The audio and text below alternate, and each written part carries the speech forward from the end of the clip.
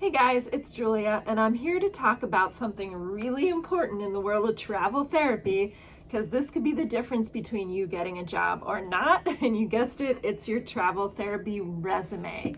So in the world of travel therapy, resumes can look a little different, and I'm going to give you 3 tips today to help your travel therapy resume stand out and get you on the top of the pile to get you interviewing for your next travel therapy assignment. Quick intro, my name's Julia. I'm a traveling speech language pathologist. I've been doing this work since 2010, and my specialty as a traveler is getting jobs. I've been able to land so many amazing assignments, and a lot of it I attribute to the specific skills and work I put into both my resume and interview. So I'm here to share 3 of my top tips on how you can help your travel therapy resume stand out to land your next job. First tip, you need to get any preconceived notion about resume size or length out of your head, because your travel therapy resume is going to be long. Yes, on travel therapy resumes, page length does not matter. I think my resume is up to 8 or 10 pages right now. And they're long because this is the first tip. You need to list every job and every assignment you ever worked at. So if you're a current traveler or you traveled in the past, you're not just going to list the name of your agency and that you work there taking travel assignments. You're actually going to list every assignment you took. So it should read something like this. For your professional experience, you should have the name of the contracting agency you worked for, if any, and then the name of the facility you worked for, and make sure you write that out. Don't use abbreviations, because somebody across the country might not know what HMC means, or they might confuse it with another place. But you also want to write the location of where that physically was, the dates you were there, and a description of what you did in the job while you were there. So if you're a current or former traveler, you're going to know that adds up. Some of us have worked 10, 20, 30 jobs.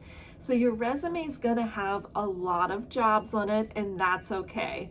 Like I said, for each job, make sure you write, if it was a travel assignment, who you contracted through, where you physically worked, the dates you were there, and a description of what you did on the job. My second tip, make sure you list out all the electronic medical records or EMRs you used.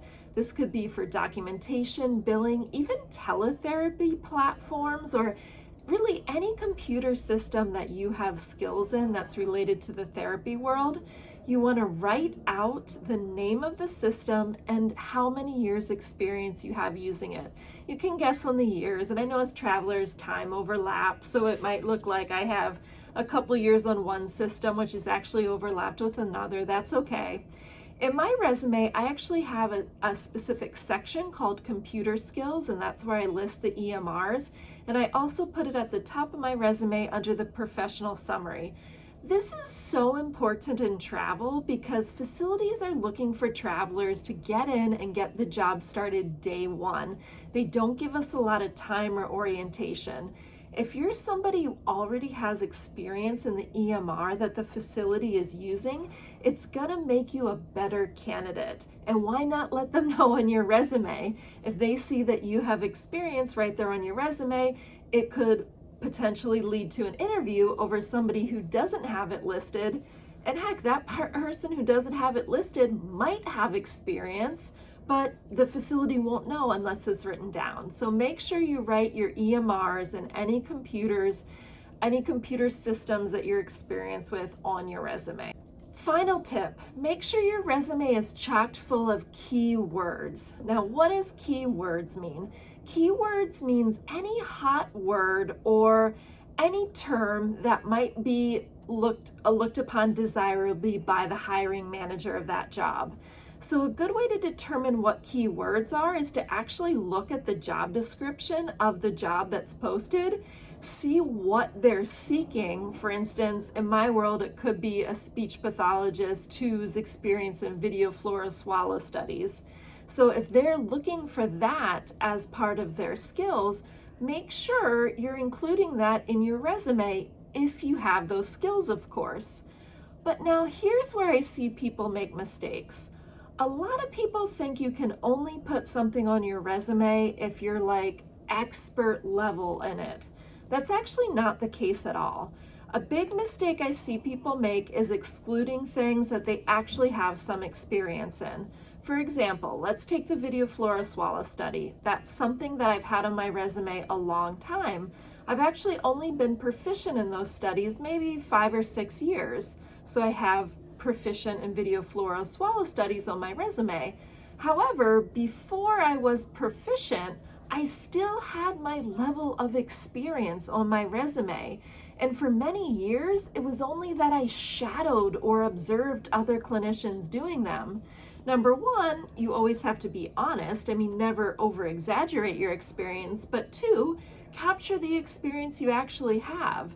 So if you know that key words like specific skills that this job is going to want you to have is something that you have, make sure you put them on your resume at whatever level it is. And guys, I hear this all the time. I actually talk to people who hire travelers a lot, and on their end, they tell me, they say, for instance, in the speech therapy world, they need to hire somebody who has experience in head and neck cancer.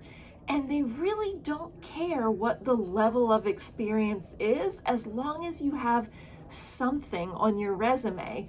Putting something on your resume, whether it's shadowing, supervised experience, like maybe you're not quite independent, but you had some experience, they say that'll at least get you an interview. And from the interview, they can see if you're trainable for more like experience, if they can train you on the job.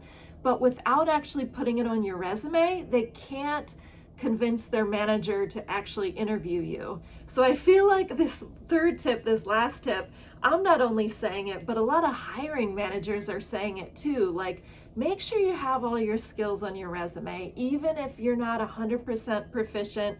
If it's something you think the job is going to want and you have some level of experience, make sure you put it on there, because not only will it help you get through kind of the computer robots through HR that help to put resumes in a pile of should interview or should not interview, but it'll help convince hiring managers that they should at least interview you and see if you're trainable and have some level of skills to bring you on as a traveler.